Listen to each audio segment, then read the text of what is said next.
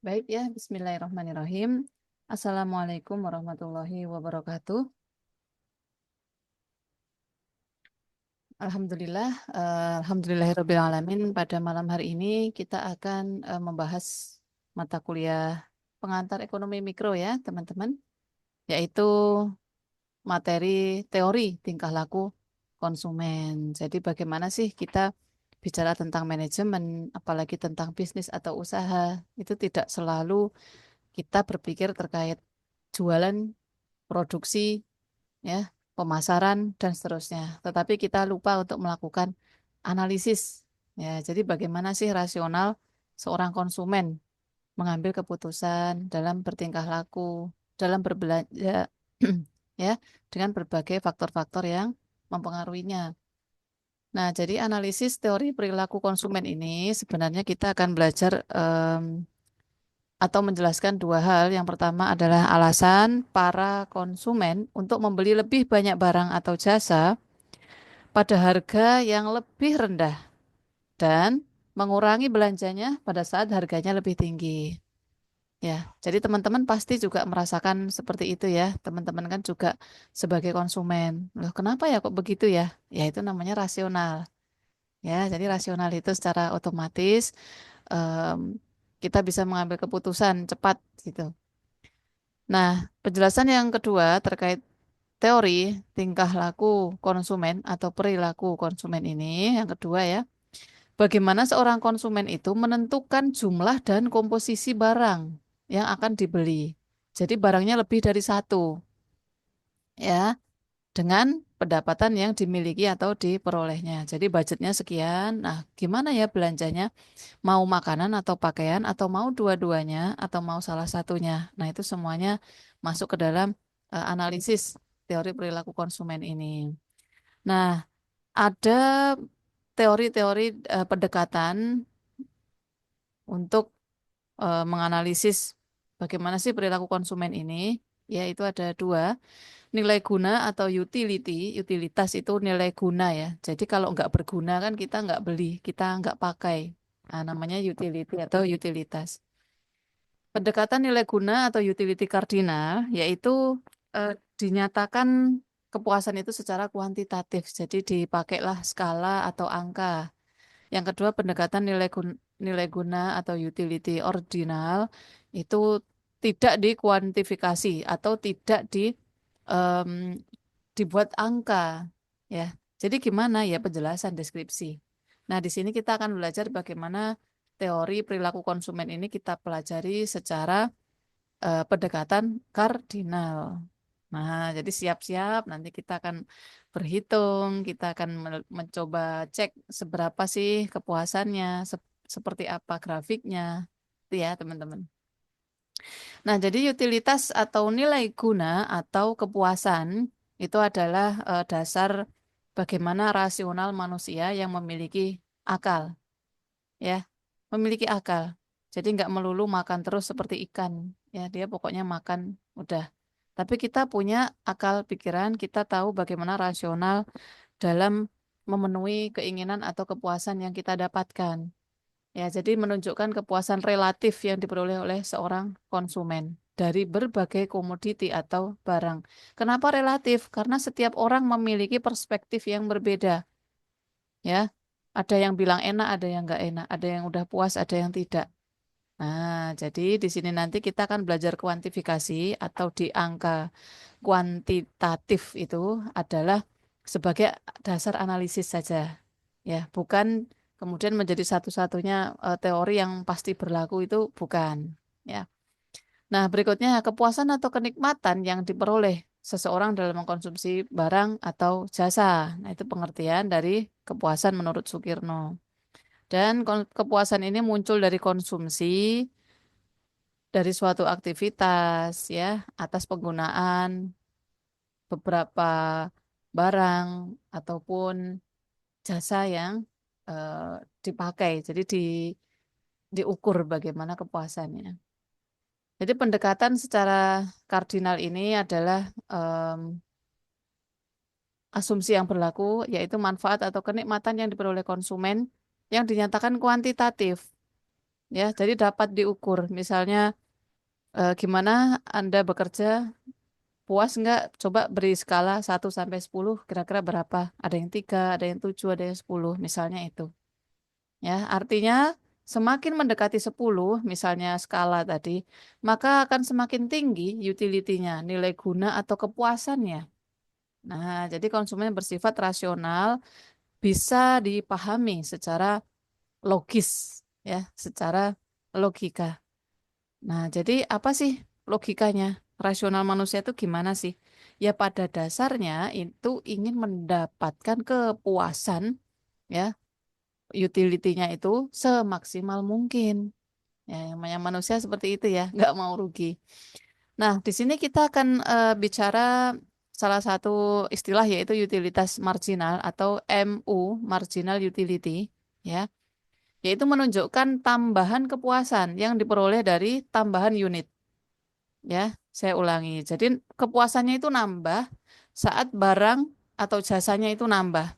Jadi misal saya haus nih, minum 1 botol air mineral. Itu kepuasannya saya ukur dengan nilai 10 misalnya. Ya, udah habis. Kemudian ada lagi botol yang kedua, saya minum.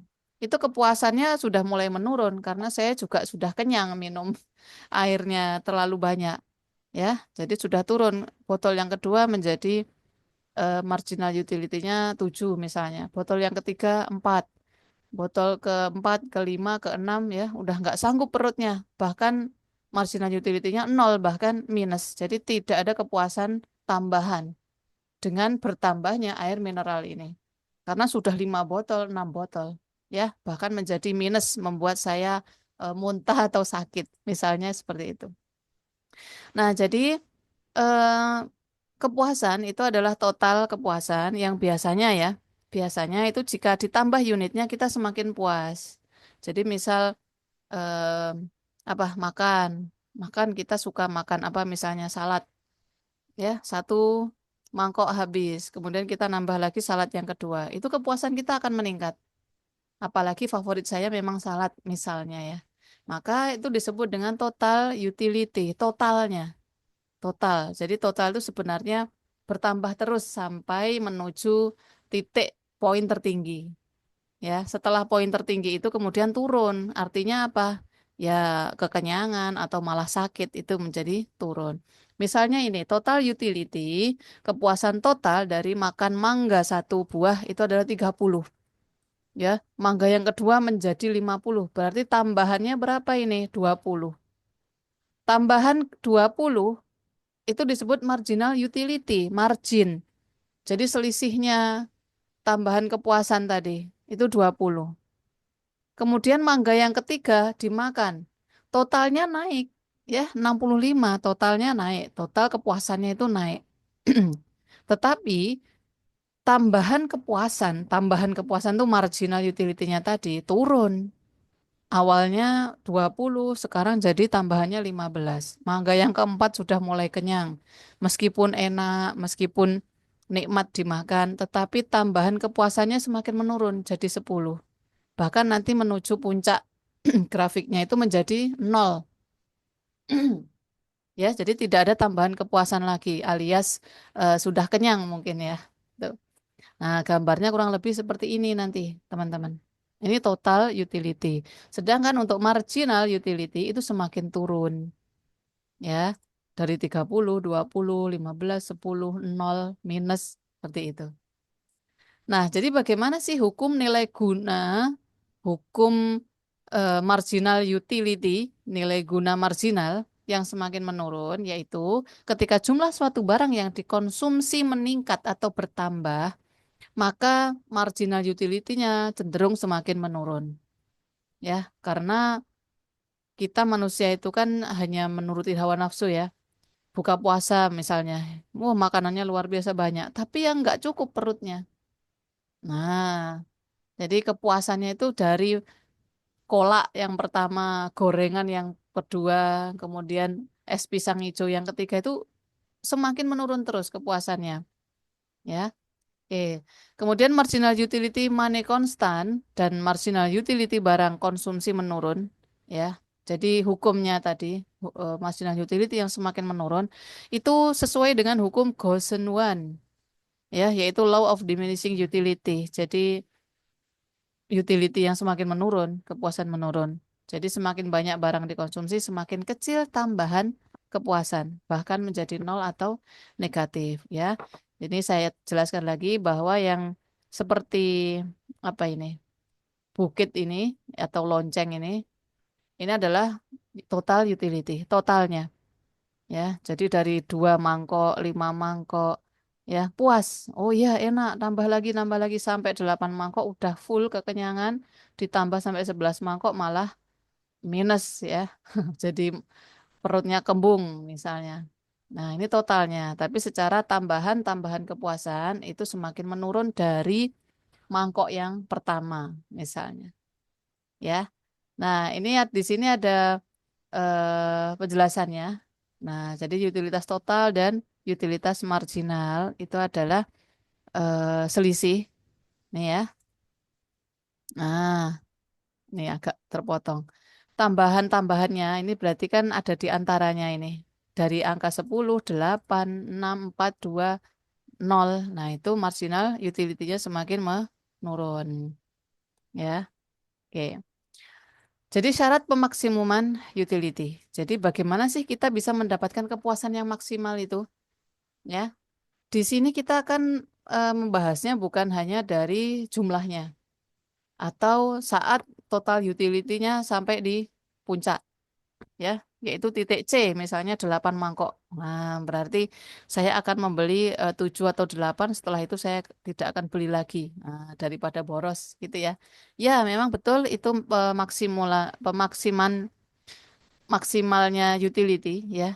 Tetapi di sini masuk variabel yaitu harga. Gitu, teman-teman. Apa iya kita seorang yang tidak berpikir tentang income atau keuangan yang kita miliki, sehingga kita hanya, udah pokoknya saya sukanya sushi itu harus 8 mangkok, wah beli aja, uangnya nggak cukup ya pinjem, ngutang gitu. Itu tidak mungkin. Jadi pasti selalu ada pertimbangan dari harga. Nah, di sini ya saya jelaskan, jadi keadaan di mana harga-harga berbagai macam barang, berbagai macam komposisi komoditi yang akan kita belanja, ya, itu berbeda-beda. Nah, bagaimana supaya dapat maksimal? Bisa beli baju, bisa beli makan, minum, bisa jalan-jalan, berenang misalnya. Nah, jadi setiap rupiah yang dikeluarkan untuk membeli unit tambahan dari berbagai jenis barang yang akan memberikan utilitas marginal yang sama besarnya. Oke, saya ulangi. Perbandingan tambahan kepuasan, ya, tambahan kepuasan dari perbandingan barang dan harga itu sama besarnya dengan barang yang lain. Oke, gimana menjelaskannya ya? Begini. Jadi misal produk A ini adalah makanan, produk B ini adalah pakaian, ya. Kita punya dana misalnya 10 dolar, 10 dolar. Pilihan kita 10-10-nya mau kita beliin makanan atau produk A, ya. Berarti kan dapat 10 makanan tuh, harganya kan 1 dolar. Atau kita beliin produk B, yaitu pakaian misalnya. Harganya 2 dolar, berarti dapat 5 baju. Atau kita mau dua-duanya. Oke, kalau kita mengawang aja ya, cuman bayangin, ya udah pakaiannya dua. Pakaian dua itu kan berapa? 4 dolar misalnya. Ya udah yang 6 dolar buat makan gitu. Ya itu hitung-hitungan aja tengah-tengah, biar dapat dua-duanya. Ya, tetapi coba kita hitung berdasarkan analisis kuantitatif, kita hitung angkanya. Oke, sebelum jelasin ini ya, saya jelaskan ini dulu. Jadi yang dimaksud kepuasan maksimal itu adalah perbandingan skala, ya, antara marginal utility, tambahan kepuasan produk A dibagi dengan harganya, sama dengan tambahan kepuasan produk B itu yang dibagi dengan harganya. Paham nggak maksud saya? Jadi ini kita bicara tentang skala, ya. Nah, misalnya begini. Nah, misalnya produk A, ya. Hmm, oke. Produk A. Nah, makanan harganya 1, ya. Dengan dana yang kita miliki berapa tadi? Nah, Rp10. Atau produk B, pakaian yang harganya berapa misalnya? Em, 2 ya. Atau 5 gini aja biar gampang. Biar gampang. Nah, di sini misalnya marginal utility dari produk makanan setiap kita tambah eh, kita menambah pengkonsumsi, barangnya kita beli lagi, ya. Nah, itu tambahan atau marginal utility-nya adalah 10 misalnya. Nah, atau misalnya kita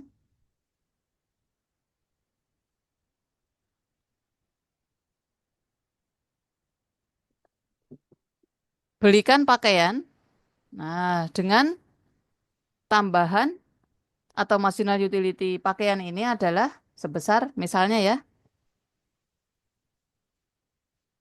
nih, gini aja. Nah, gini lebih jelas. Nah, maaf ya. Nah, oke,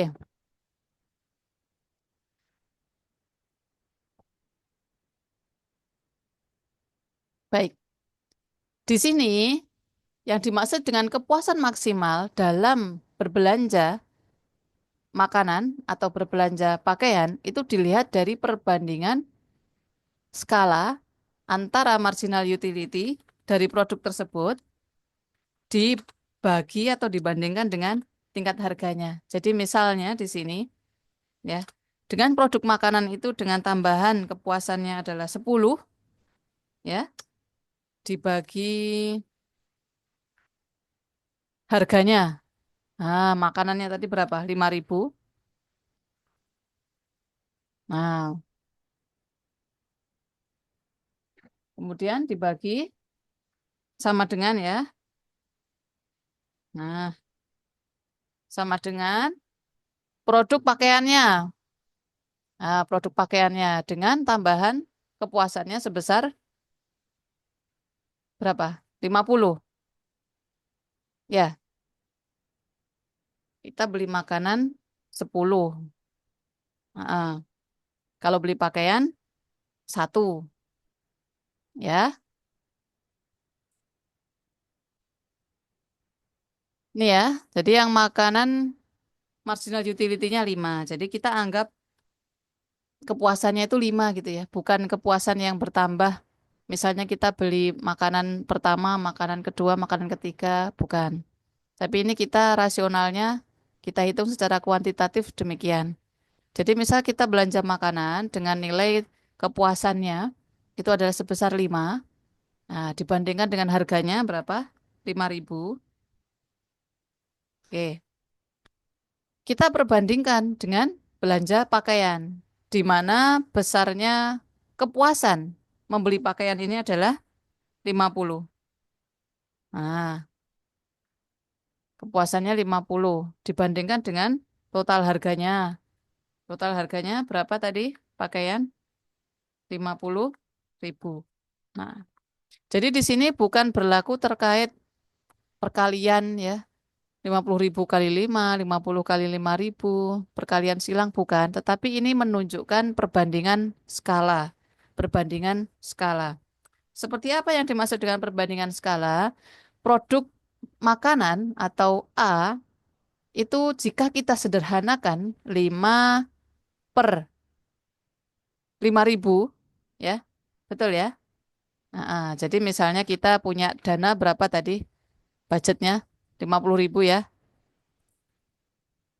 Nah, berarti kita bisa beli 10. Nah, kita bisa beli 10 atau beli pakaian hanya satu misalnya. Nah, kita di sini kita sederhanakan ya 5 dibanding 5.000. Nah, misalnya berapa? Satu dibanding dibanding berapa? 1.000 ya berarti. Ya, benar ya. Nah, sama dengan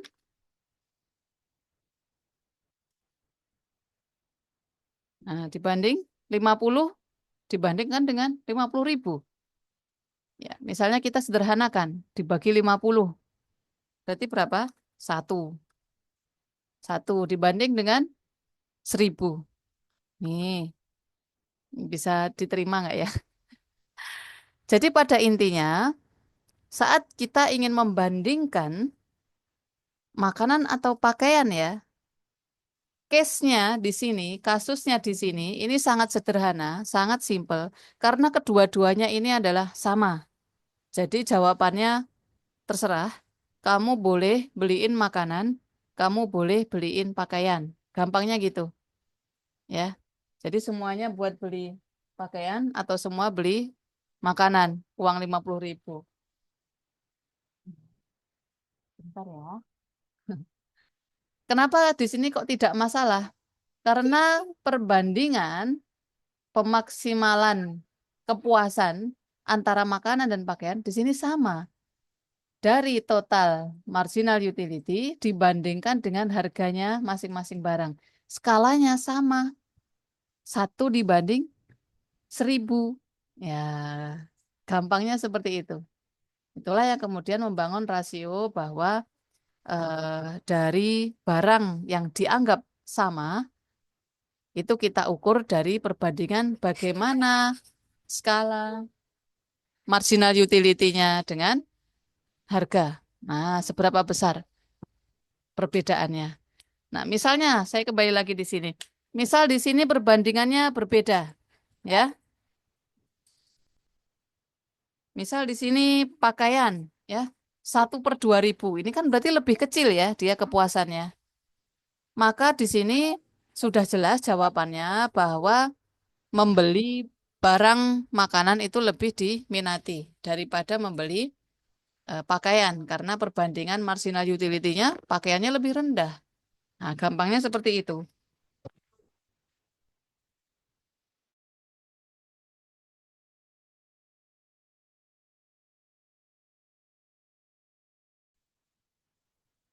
Nah, inilah kemudian masuk ke dalam tabel hitung-hitungan. Jadi, bagaimana perbandingan jika marginal utility itu dibagi atau dibandingkan dengan harganya, ya, maka akan ditemukan seberapa besar sih skalanya, ya. Kalau harganya satu, saat kita membeli satu, 10 dibagi 10, ya, satu, karena harganya satu. Jadi sama, ya, satu nilainya. Sebaliknya produk yang B ini dari marginal utility-nya dibagi dengan harganya. Harganya adalah $2. Jadi dari marginal utility dari unit pertama itu adalah 24. Dibagi $2 hasilnya 12. Nah, di sini terlihat perbedaan. Jadi bukan sama seperti saya tadi. Kalau di sini kasusnya ini nggak masalah. Teman-teman mau belanja makanan, mau belanja pakaian, sama aja. Karena di sini sudah jelas bahwa sama skalanya.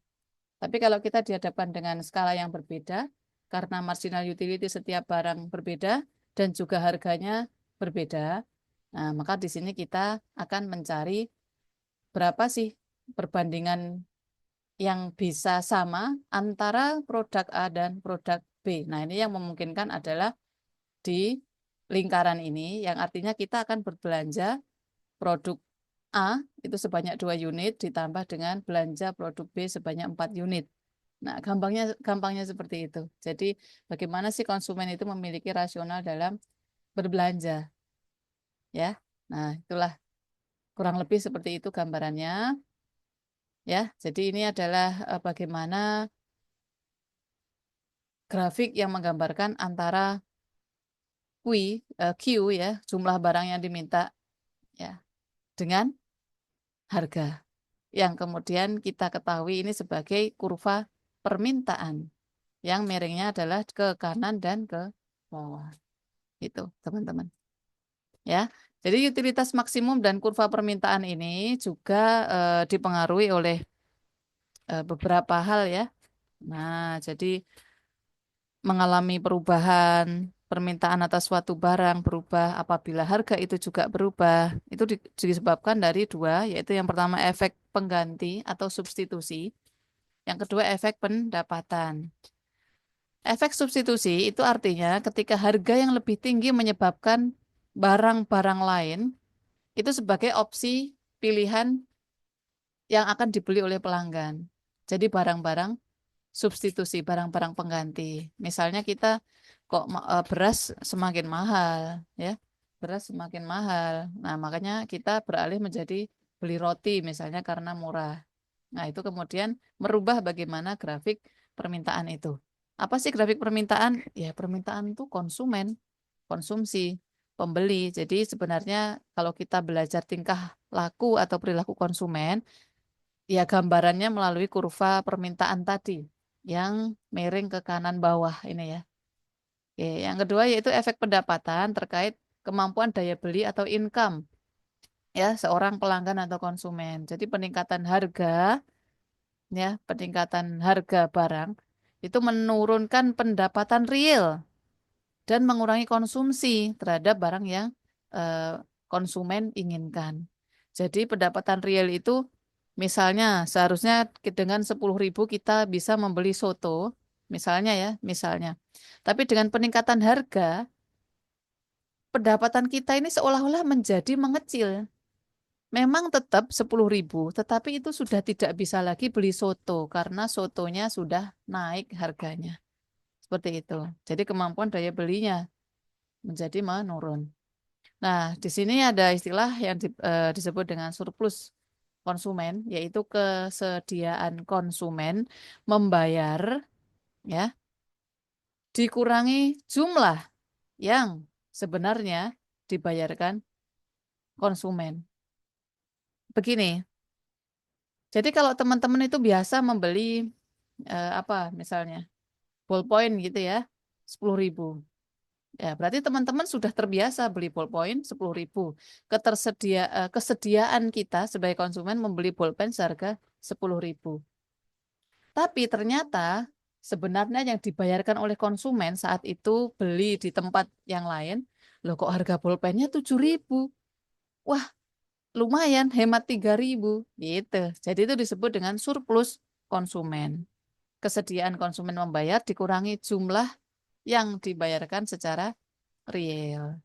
Jadi itu termasuk dalam kelebihan kepuasan yang dinikmati oleh konsumen. Perbedaannya di antara kepuasan dengan pembayaran untuk memperoleh barang tersebut. Jadi jumlah maksimal yang mau dibayar oleh konsumen untuk memperoleh suatu barang. Nah, jadi itu masuk ke pengertian surplus konsumen. Jadi misal teman-teman harga ballpointnya tadi 10.000, teman-teman nggak masalah gitu ya. Nggak masalah. Tapi kalau harga bolpennya 11.000, teman-teman mulai mikir gitu. Jadi surplus konsumen ini termasuk ke dalam pengertiannya yaitu kesediaan membayar, ya. Tuh. Oke, jadi em, oh maaf ini kok tidak muncul ya. Jadi pada intinya mengukur surplus konsumen dengan kurva permintaan ya, itu adalah terkait harga sehingga mempengaruhi kuantitas atau jumlah barang yang dibeli atau diminta oleh konsumen. Ada beberapa konsumen, konsumen A, B, C, dan D, dengan tingkat kesediaan membayar yang berbeda-beda. Jadi dengan harga $100, konsumen A itu mampu dan bersedia, tetapi tidak dengan konsumen B, C, dan D. Bahkan D itu hanya mau membelinya apabila harganya $50. Jadi ibaratnya nego nego habis pokoknya ya, dinyang sampai habis gitu. Nah, jadi itulah gambaran bagaimana keputusan pembelian dan juga dari kemampuan beli tadi ya. Ini. Nah, efek pendapatan atau kemampuan dari masing-masing konsumen. Ya, jadi yang disebut dengan surplus konsumen itu yang mana? Selisih. Selisih. Jadi misalnya harganya 80 ya, berarti surplus konsumen A berapa? $20. Harga 70, surplus A 30, surplusnya konsumen B 10. Ya, dan seterusnya. Jadi bidang yang terletak di bawah kurva permintaan dan di atas garis harga yang diwarnain coklat ini disebut dengan surplus konsumen. Ini ya. Kemudian teman-teman akan melihat bahwa di sini akan tampak namanya kurva demand. Ya, jadi dari respon bagaimana sih harga itu mempengaruhi perilaku atau tingkah laku konsumen dalam membeli jumlah barangnya. Ya, jadi yang diarsir biru ini merupakan surplus konsumen. Bagi siapa? Bagi C. Bagi C karena kesediaan dananya, kesediaan membayarnya di P1. Ternyata realnya harganya turun di P2. Ya. Tetapi tidak untuk konsumen F, tidak. Karena itu pas di titik kemampuan dia membayar, yaitu di P2, jadi tidak surplus. Itu ya teman-teman. Nah, coba ini nanti ada sedikit latihan, jadi teman-teman kita akan membahasnya. Yang pertama ada kuis ya, dalam menggunakan uang yang dapat dibelanjakan. Tujuan seorang konsumen yang rasional apa? Kira-kira membeli sebanyak-banyaknya, memaksimalkan jumlah kepuasannya, meminimumkan jumlah pengeluaran, nabung atau berhemat, dan membeli barang yang perlu. Nah, jadi yang mana? Uang yang dapat dibelanjakan, konsumen yang rasional. Nah, antara A dan B, kita perlunya banyak atau perlunya kepuasan? Jawabannya yang B. Bagaimana kita mendapatkan utilitas itu secara maksimal. Nah, yang nomor kedua, seorang konsumen akan mencapai kepuasan maksimal dari membelanjakan sejumlah uang apabila kepuasan maksimal tadi, ingat, kita belajar skala tadi ya. Nah, perbandingan. Maka jawabannya yang mana? Nilai guna total setiap barang sama, nilai guna marginal setiap barang sama, jumlah rupiah yang dibelanjakan untuk setiap barang sama, nilai guna marginal per rupiah setiap barang sama. Jawabannya yang D. Nih, nilai guna marginal, marginal utility ya, nilai guna marginal per rupiah, nah, per harganya, ini adalah sama. Sama antara produk A dan produk B tadi, sama. Seperti latihan yang saya gambarkan tadi. Itu ya teman-teman. Nah berikutnya, em, nih ada latihan aja ya. Jadi yang manakah di dalam grafik berikut merupakan surplus konsumen? Yang mana surplus konsumen?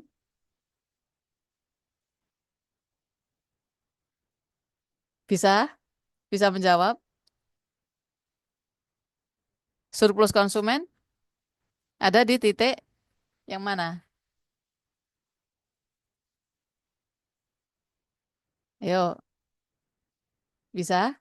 Kan ini kita tarik garis lurus nih, misal. Nah, seperti ini. Kemudian ditemukan harga yang disepakati, misalnya titik F.